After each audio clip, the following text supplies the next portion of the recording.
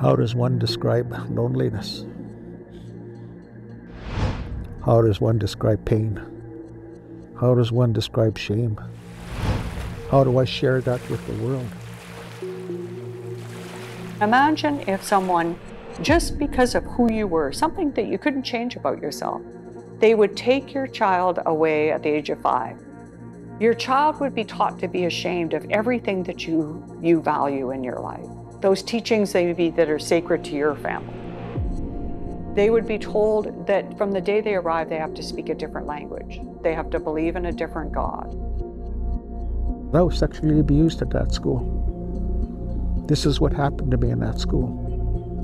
And now we're looking for ways on how we can share that with the world and release it. Why didn't we stand up? Like, these were little children being physically, sexually abused, neglected, spiritually abused, and in some cases, they were dying and they were actually murdered. And we knew about it as a public.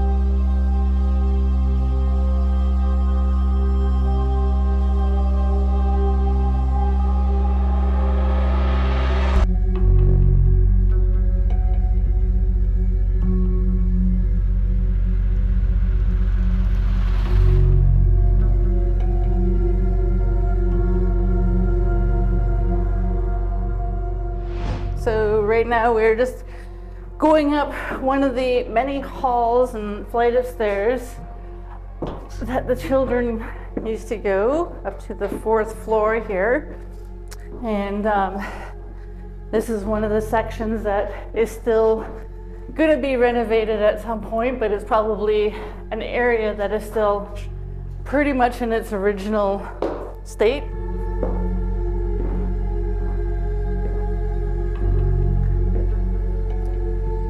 This was one of the areas right here.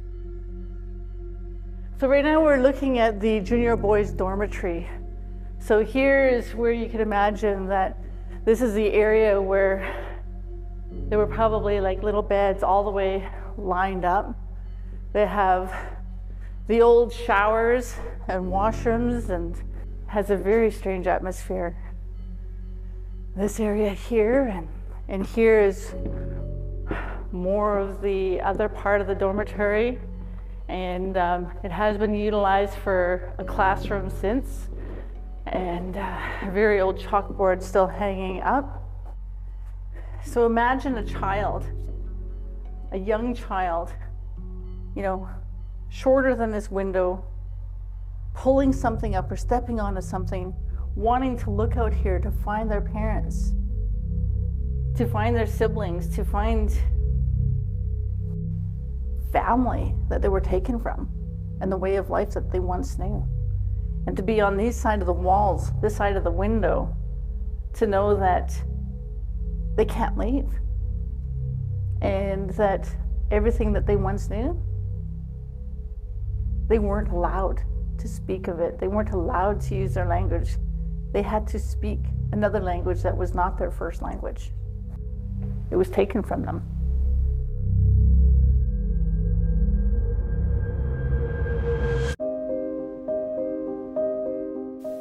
Mga indigenous na bata ang mga nasa libingang walang marka, mga estudyante ng pinondohan na residential school system ng gobyerno. Ang tungkulin ng residential school ay ang pagbura ng katutubong kultura at wika sa indigenous na populasyon ng bansa. Some schools were notorious, absolutely notorious. They had people in them who were just straight up pedophiles. No other way you could describe these people who were doing horrendous things to little children, little boys, little girls. And a few of those people have been brought to court and tried and found guilty and are serving time. But for a lot of them, the people had already passed away. Namulat muli ang mundo sa pagdiskubre ng mga libingan. Ito ay isang mapait na bahagi ng kasaysayan ng Canada. Nag-iwan ito ng malalim na sugat sa komunidad at nais nilang magdemanda ng hustisya laban sa gobyerno at simbahan na nagpatakbo ng mga residential school. The underlying purpose of those schools remained to assimilate Indigenous people. So even if all those pedophiles had been plucked out of it, and even if the schools had been, places where there was no abuse, their purpose was still culturally abusive. The idea was to strip the Indian out of the child and turn them into a white person, right? They'd have dark skin, but they would think and act like a white person, and then they could be integrated into an inherently racist society at the bottom rungs. So you can imagine for Indigenous people, God, so say you went to residential school, you suffered sexual abuse, and now the government is saying your child has to go there, and you're only going to see them once or twice a year, probably.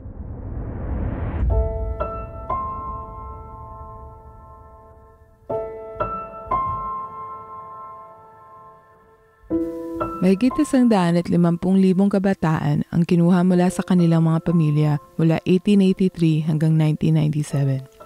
Sila ay nilipat sa mga boarding school kung saan sila ay pinagtrabaho, tinuruan ng relihiyon at pag-asimila sa mga bagong kultura. Ang Truth and Reconciliation Commission ng Canada ay naglalayon ng imbestigahan ang mga nasabing paaralan kung saan ang pagwaksi ng katutubong kultural ang naisit talaga. Itinuturing itong madilim na bahagi ng kasaysayan ng Canada makailang dekada na. At ang pagdami ng mga nahahanap na libingan ay lalo pang nagpaigting sa madilim na nakaraan. Mahigit na 1,300 puntod ang natagpuan gamit ang ground-penetrating radar. Ang bilang na ito ay hango lamang sa 4 na eskwelahan. Ito ay mula sa 139 na residential schools sa buong bansa. Sa opisyal na bilang ng mga kabataan na nasawi sa ilalim ng mga paaralan, mayroong 4,125. Ngunit naniniwala na mas higit pa ang tunay na bilang ng nasawi sa mga eskwelang pinondohan ng gobyerno. And then we set in with the abuse and the neglect. And more of them would die in those schools than a soldier would in the Second World War. The chances of dying were higher. It doesn't take much for Canadians to understand the gravity of what happened here. Sa humigit na 100 taon, ang mga inspektor ng eskwelahan, mga punong guro, mga opisyal na medikal, at ang mga representatibong indigenous ay makailang ulit na rin nagbigay ng babala tungkol sa di makatao at maduming kalagayan ng mga nasabing paaralan. Ang kakulangan ng medical support, overcrowding, sira-sirang gusali, mababang kalidad ng pagkain, di sapat na ventilasyon ay ilan lang sa nakakalungkot na kondisyon na dinanas ng mga paslit. Ito ay sistemang pinondohan at tinaguyod ng gobyerno ng Canada. Sistema ng makapangyarihan bago mamamayan. Sistema na wala sanang naghirap. Sistema na kahit higit pa ang kagipitan, ang First Nations ay nanatili at nagpatuloy na mabuhay. We have to take pride in the fact that our ancestors, our elders, people that attended residential school, actually survived, and they're passing that legacy on to us. I'm going to turn my light on again. I want to be seen. I want to be heard. I want to be loved. Stand up. Stand up. Sa halos 1 siglo, tungkulin ng Kamloops Residential School ang pag-asimila ng mga First Nations na kabataan sa kultura ng puting dayuhan. Mula 1890 hanggang 1969, libo-libong mga bata ang kinuha mula sa kanilang mga pamilya at tinilagay sa pinakamalaking residential school ng Canada. Masakit at traumatic ang mga alaala, ngunit para sa iba, ang paglahad ng kanilang kwento ay siyang lunas sa pagpawi ng kanilang dalamhati. So Mom and Dad loaded us up in the car and we went to Kamloops. I knew it was going to be difficult because we went into the school upstairs, put into our room, 6 of us. And first of all, the girls were put over there and we were put over here. Then my sisters were taken from the room by the nuns. And then us three boys were standing there, and we each got taken to our own place. And that's the last time we seen each other till that Christmas. So I knew that things were going to be different, and it was harsh. I had so much fear inside of me, not knowing anybody, and finding a new way of how I can take care of myself. Ang buhay sa Kamloops ay nag-iwan ng pisikal at mental na sugat at trauma sa maraming mga indigenous na hanggang ngayon ay dama pa rin ito ng kasalukuyang henerasyon. Ngunit wala pa yan sa tunay na kabuuan ng mga tuklasin na mapanglaw na ngayon ay napag-aalaman na. They're ugly truths. They're ugly truths that need to be acknowledged. They're ugly truths that have to be brought to the surface. And the responsibility of owning them. Reaction continues to pour in after the discovery of graves containing 215 Indigenous children was found on a property of a former residential school in Kamloops, BC. The shock, anger, and sorrow and disbelief was palpable in our community.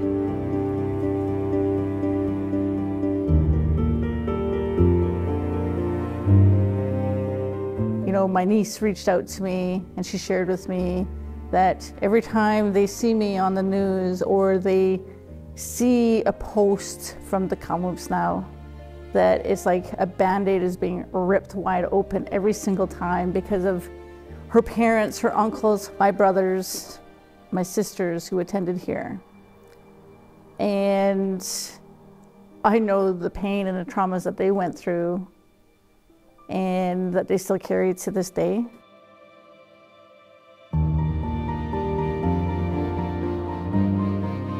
We knew that through the oral tellings and the oral histories that were passed on, and from the history that we have, like within our museums and from our ancestors, we knew the truths that were, still lingering and still unsettled and still not confirmed. Survivors had told the stories through their tears about the children unmarked graves. They knew that they were there because some of them had to dig the graves of those children.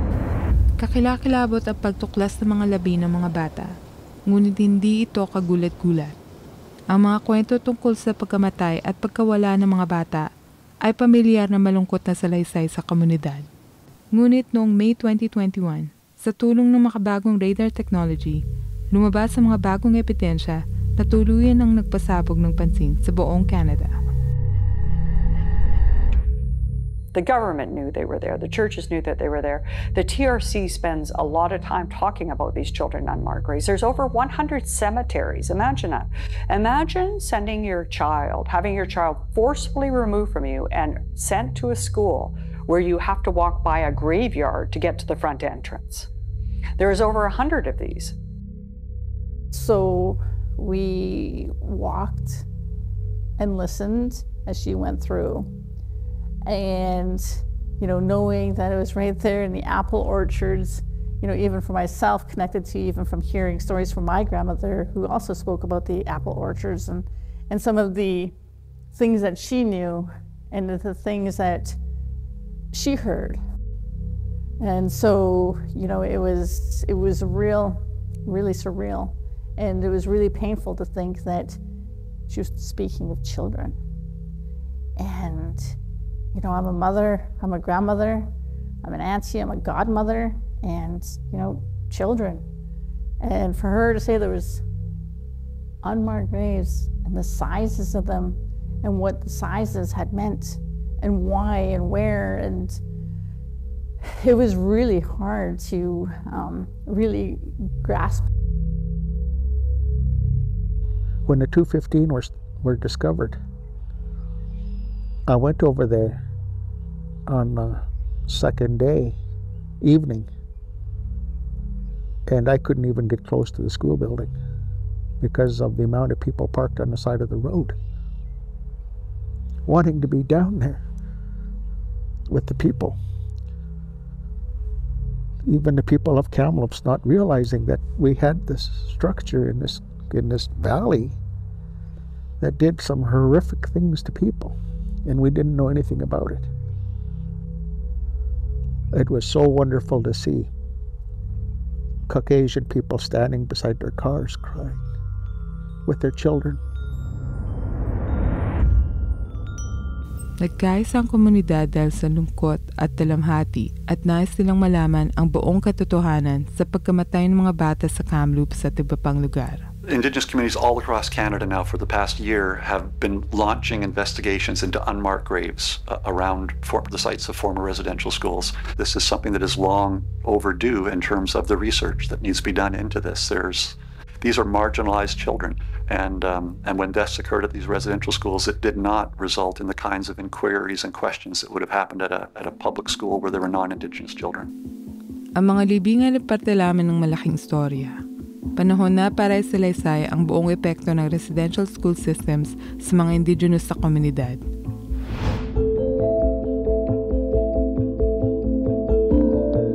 Ngayon, may mga nakaligtas na handang ibahaging kanilang istorya, mga pangyayaring nilihim. This community means so much because it's home. No matter wherever I'm at in this world, it's always good to come home. And if you ask any Indian person about where home is, it's a place that they were born in and raised. Who is Harvey Matthew McLeod? To the government, I'm 6970022-101. That's how they know who I am. They don't even know me by my name.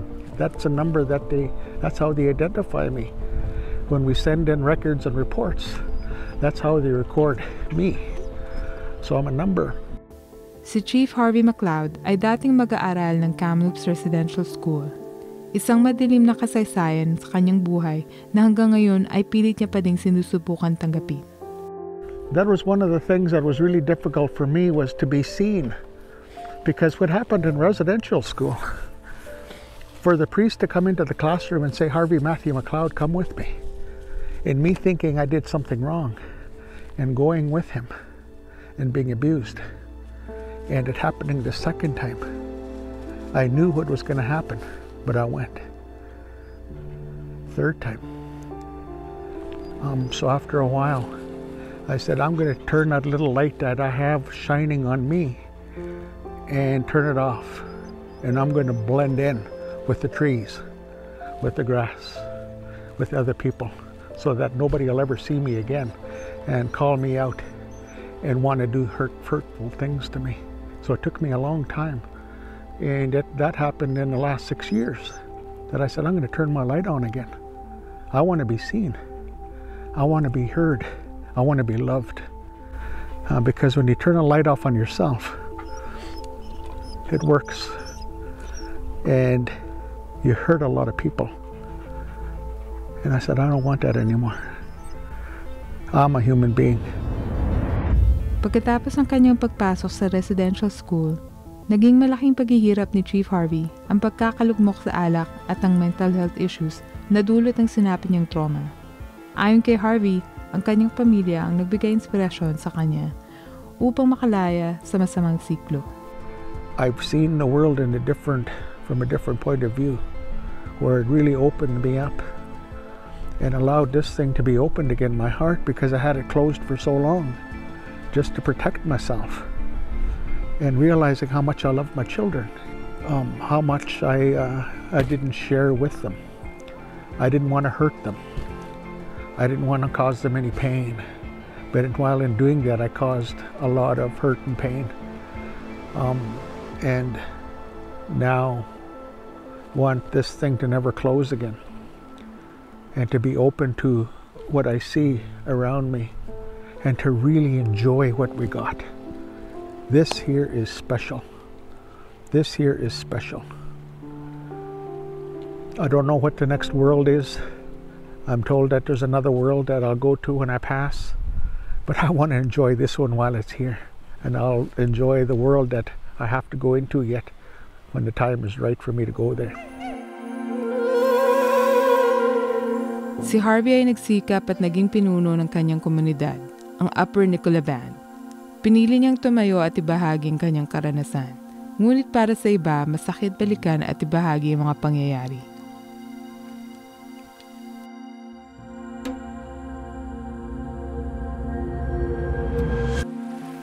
Sa buong Canada, ang iniwang kasaysayan ng residential school system ay nagkaroon ng epekto sa maraming tao sa iba't ibang paraan. So when we look at the direct impacts of the survivors, they were stripped of their language or culture. They were stripped of the ability to be the parent, to be able to pass on their language and their culture and those traditional values, and to be the parents to truly make an impact on their children. They were supposed to love us and hug us, but they never smiled at us. They never gave us compliments. They never hugged us.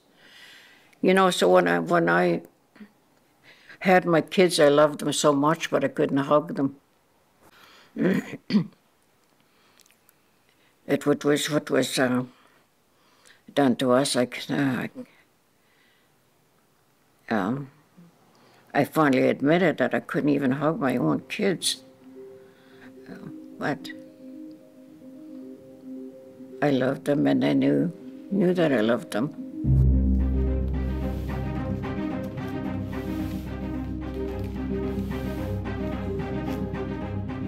I really thank that my mom never had to deal with her trauma through drugs and alcohol. But that's a lot of the issues of other residential school survivors. Because of the traumas that they went through, the only way to deal with it for them was through drugs or alcohol. And so those our family is suffered. We as people looking at our own history and saying, it's time to stop being sorry for myself with the hurt and pain and anger that I have about how I was treated, and stand up. Stand up. Ang mga survivors ng residential schools ay tuluyan pa ding nagsusumikap maibsan ang trauma at paghihirap ng kanilang naranasan. Ngunit para sa iba, ang pagsusumikap ay tila imposible at sadyang mahirap. Ang rate ng suicide sa mga komunidad ng First Nations ay doble sa pambansang average ng buong Canada. Doble din ang dami ng indigenous na humihingi ng paggamot para sa mga kondisyon ng mental health. Ang kawalan ng trabaho, alkoholismo, at paggamit ng droga ay mas mataas din sa reserba kesa sa pangkalahatang populasyon. Kailangan ding labanan ng First Nations ang hanggang ngayon racist na institution. People were born generation after generation into racism, and many people received no education about First Nations, Métis, or Inuit people other than government-fed stereotypes, like they can't manage their money, it's they're just growing up to be drunks, and all of this other stuff, and that served to kind of take the public's gaze away from what was clearly, even in 1908, one of the lawyers thought was close to manslaughter. A lot of Indigenous kids like me grew up with parents who went to residential school, and a big part of it is trying to claim who you are. You know, I grew up, I don't want to say feeling ashamed, but afraid. I grew up afraid of who I was. When I went to school, it was hard to feel like I wanted to be me. I wish that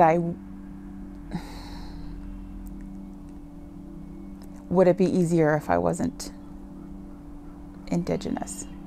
So often the narrative was, but Canada's such a good country.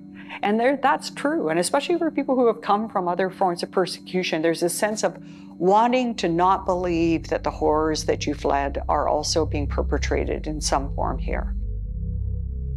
Marami sa mga bata ay dumayo pa ng malayo upang makapasok sa residential schools. Ang kanilang kinahinatnan ay hindi kanais-nais at para sa mga ilan, ang tunay na masamang epekto ay tinamo na lang nila sa huli. The day I went up there, I had no idea where they were taking me.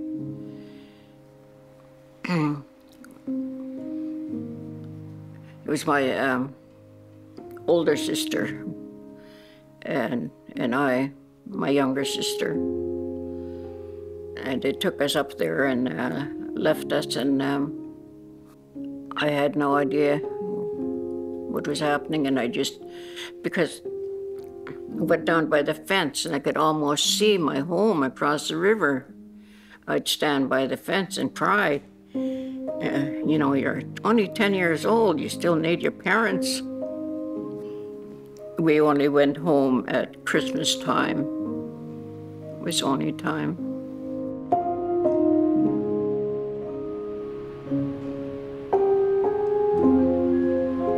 It's easier to erase a family identity if the children were far from their communities. So, you know, we see children flown in from the north, children that would take enormously long bus rides for days to get to residential schools. And that was for that purpose, to remove the relationships to the communities.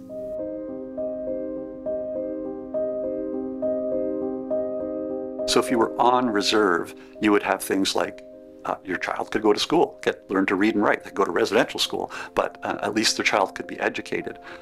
You would have the ability to get government funding if you were unemployed. There'd be what they used to call sick and destitute Indian benefits. That later becomes the welfare check. And so later on, government policies are created to create substandard but housing units for Indigenous people on reserve. So these become kind of sad locations that are these little bubbles of colonial control. What they were taught there was that if they weren't put through the rigor of that education, then they weren't properly civilized and they were still kind of dirty Indians. And so like I said, my mom had 20 kids. 10 of them went to St. Mary's mission, and they were put through the rigor. In 1960, my dad pulled them out, and that's the year that I actually started school. And I started at the day school, and so those kids came home, and I didn't even know them. Ang huling residential school sa Canada ay nagsara noong 1998. Ang ilan sa mga gusali ay nasira na, ngunit marami pa rin ang nananatili ngayon. Ito ang nagsisilbing pisikal na paalala ng mga henerasyon ng mga bata na nagdusa at nasawi doon. Mula noong araw na binuksan nila ang kanilang mga pinto noong 1880s, 7 henerasyon ng mga indigenous na kabataan ang ipinadala sa mga paaralan. Ngunit ang kanilang pagdurusa ay hindi tumigil dito. Ang kanilang pigati at paghihirap ay naipasa na sa kanilang mga anak at apo. At ang mga kahihinatnan ng intergenerational trauma ay dama pa rin kada henerasyon. Mom vowed never to let her kids be in residential school. So, you know, like, my mom is residential school, and I say I'm a second generation residential school survivor because of the traumas that my mom faced. It just carried on with us. There's so many unanswered questions and traumas, and you know, so many that carry a lot of that trauma today because of the abuses that they went through. And you know, for many, they're starting to talk about it. They're being more open with their families because, you know, when you think about wanting to tell your children and your families about the abuses that we're subjected to, a lot of shame went with that. And you know, and having to carry it for so long, and you know, trying to bury that pain as well, and how it's impacted the family. Like, you know, they didn't know how to be parents. Sometimes we talk about them as broken people, or that all of us have to heal. But the multi-generational strength they passed down when they were children in those schools, trying to remember just a couple words of the language, and they would say it to themselves at night when no one was listening so that maybe one day they could pass it down to their own kids. We're the beneficiaries of that.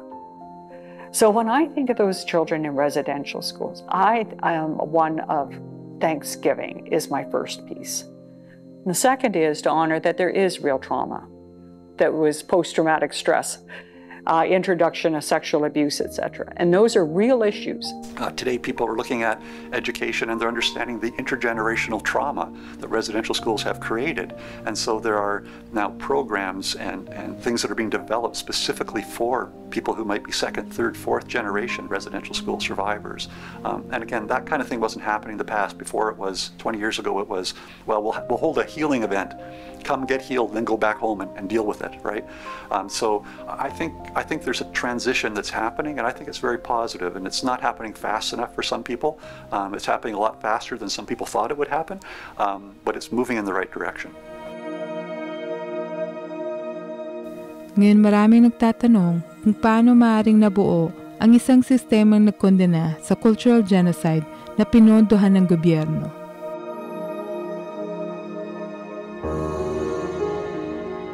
Ang mga sagot ay matatagpuan sa sinaunang kasaysayan ng Canada at kolonyalismo ng mga puting settler. Indigenous people were in the way. they complicated things. So what the Canadian government has this, we used to call ourselves the Canadian Dominion. The Canadian government had dominion from sea to sea to sea, right? So settler colonialism by definition sees Indigenous people as a problem because they block access to land and resources. And so residential schools are one of the key components in a strategy that is to transform these people into non-title holders. They should come out of this school, get educated, want to buy fee simple land off reserve, and become enfranchised. And back in those days, to be enfranchised, you had to give up your Indigenous status. So this was all part of a very systematic process to remove people from the influence of their parents and their grandparents and get them thinking in a Western way.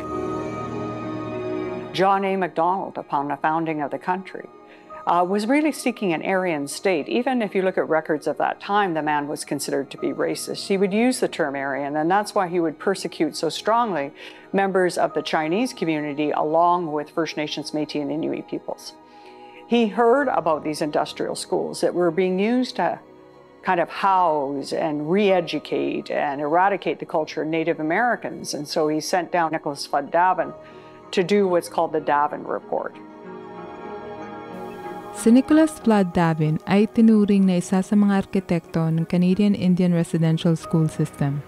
Noong 1879, siya ay pinadala ng pamahalaan ng Canada upang magsaliksik ng Indigenous education sa Amerika. Now, Nicholas Flood Davin returns with a report with recommending that these things be rolled out, and John A. Macdonald immediately thinks this is a good idea, and that is a source of them. The residential school is a place that was described as an educational institute, a school, right? But that provided very little in the way of education for people. These were tools of assimilation. They were taken from their homes. They were basically stripped of their identities, their hair, their braids. They were cut. They were basically taught to no longer speak their language and or their culture. And they had to learn the ways that were being taught to them.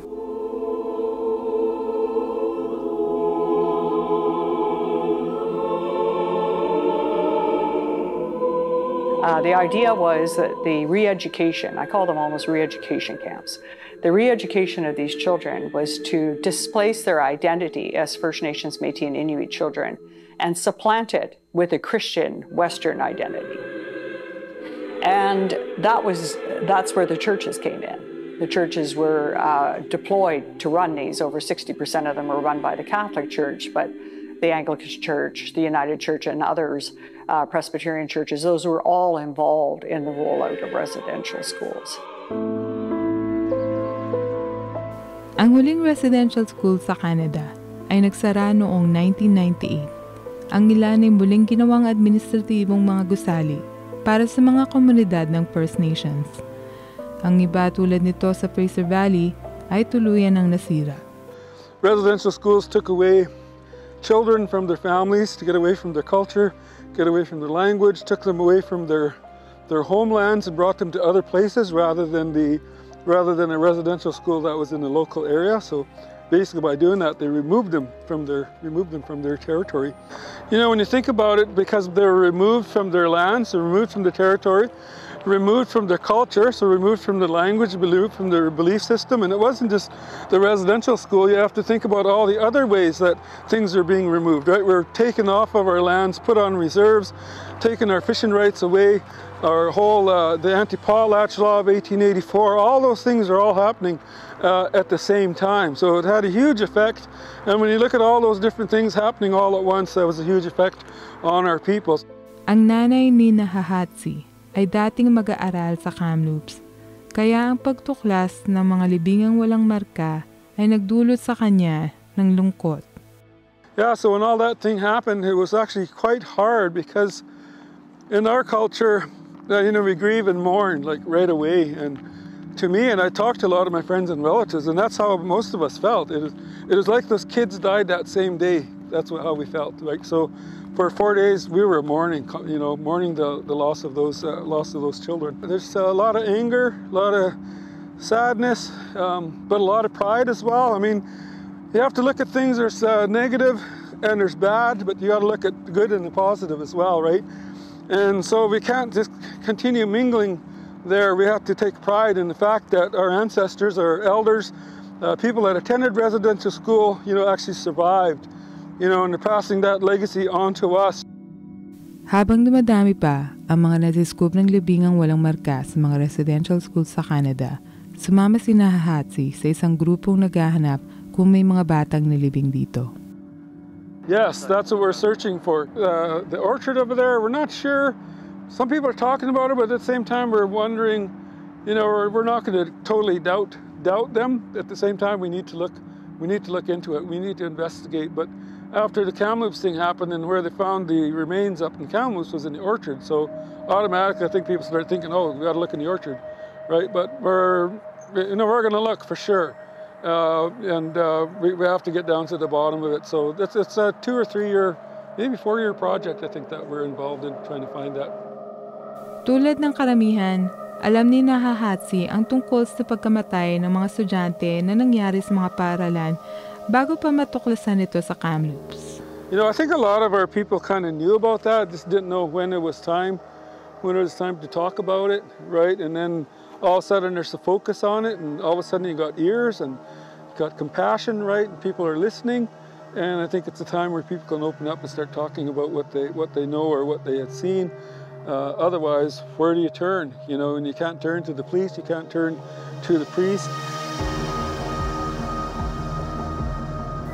Ang mga trauma na mula sa residential schools ay nagresulta sa malawakang mga kaso ng post-traumatic stress sa mga katutubo. Ayon sa mga nakaligtas, ang marahas na epekto ng pag-abuso ng droga at alak, pati suicide ay konektado at nagmula sa mga pangyayari sa residential schools. So in the end, a lot of us didn't make it in our life because of colonialism and the forces of oppression. So in my generation, I'm alone. I don't have a lot of cohorts. I have a few elders who made it through the residential school. And I have a few of like the younger people, but a lot of them are committing suicide, and they're going before I am. You know, you've got drug and alcohol and unemployment problems on your home community. The children are being taken away to this place that is undermining your children's faith in you and your parents and their culture. This is terrible. This is a terrible dark stain on our country's history that was allowed to go on, again, because I think the government and the church has portrayed this as a benevolent act of generosity, right? We're helping these children who come from a culture that is incompatible with modernity. We're going to help them make this transition. And, you know, maybe some people went with those motives, and as misguided as that motive might be, they might have been sincere in that motive, and maybe some of them were kind people, but there were an awful lot of people who weren't kind, and the system was not designed to be kind. Sa ika-1 ng Hunyo taong 2008, 10 taon matapos ang huling residential school ay tuluyan ng nagsara, nilikha ang Truth and Reconciliation Commission. Layunin nito na ipaalam ang mga kalupitan at pang-aabuso ng residential school system na matagal nang pinagtakpan at tinilihi. Our goal is clear. It is to accept fully our responsibilities and our failings as a government and as a country. Pagkatapos ng 7 taon ng mga pagdinig at patotoo mula sa libo-libong saksi, nagtapos ang komisyon noong taong 2015. Change, of course, will not be immediate. It will take years, perhaps generations. But it is important for Canadians to start somewhere and ultimately to create those tools of reconciliation that will live beyond today. Habang inaalam ang kagimbal-gimbal na sistemang ipinilit ipatupad sa indigenous community, ang ulat ay nanawagan din para sa isang bagong panahon ng pagpapatawad at pag-unawa. So the Truth and Reconciliation comes out with this big report, which was based upon already these indigenous people bravely coming forward on their own to say, I was abused, I suffered at the hands of these pedophiles and these monsters. And so the general public heard that and said, well, was it really that bad? Wasn't it maybe just one incident? And most of these people were nice people doing what they thought was a good thing. That was the response of the Canadian population prior to the TRC. Then the TRC came out and just laid bare this system. And I think a lot more people came on and said, wow, this was dark. That's been the hurdle to date for our people, is to try and figure out how can we reconcile in a painless way. Well, that's not possible. There will be some pain, but like a sliver, it's painful till you get it out, and quite often it hurts most when you're taking it out. We are what we choose to remember, and we are also what we choose to forget. And fundamentally, Canada has to deal with the fact that for a very long time, for 7 generations, in fact, there was a program in place that was designed to essentially erase the cultural identity of Indigenous peoples from this country. 7 taon bago ang ulat, noong 2008, humingi ng paumanhin si Prime Minister Stephen Harper para sa mapamisalang residential school system. We recognize that this policy of assimilation was wrong, has caused great harm, and has no place in our country. Hindi lang ang gobyerno ang responsable para sa residential school system. Ang simbahang Katoliko ang namahala ng 70% ng mga eskwelahan. Pinaniniwalaan ng mga activist na may kasalanan at dugo sa kamay ang Vatican. At pagkatapos ng ilang dekada, nangyari ito. Me encuentro entre ustedes porque el primer paso de esta peregrinación penitencial es el de renovar mi pedido de perdón y decirles de todo corazón que estoy profundamente dolido. Kinikilala ng simbahang Katoliko ang kanilang papel sa mga kagimbal-gimbal na sistema ng residential school. It's not going to resolve these problems and the legacies that resulted from them, but I think it is at least a change in the tone and something that we can work on to build a relationship in a new manner.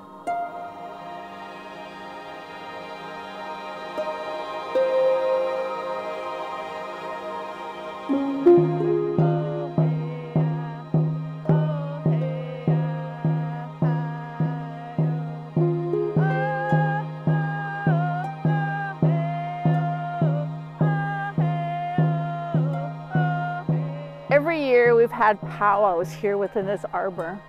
We would have First Nation communities come together from not only throughout our nation, but throughout everywhere across Canada. You know, what I envisioned was having the Pope here within this arbor, and to have him to be pretty much in the center, to be able to be surrounded by all the First Nation families that have been impacted from that residential school and other residential schools. To be able to come here and witness him sharing and listening to the pain and the traumas firsthand from the survivors and what they endured and how it's impacted them and how it's impacted their children and how important it is to have change and create that positive path forward and to truly have him acknowledge what he heard to give a meaningful apology.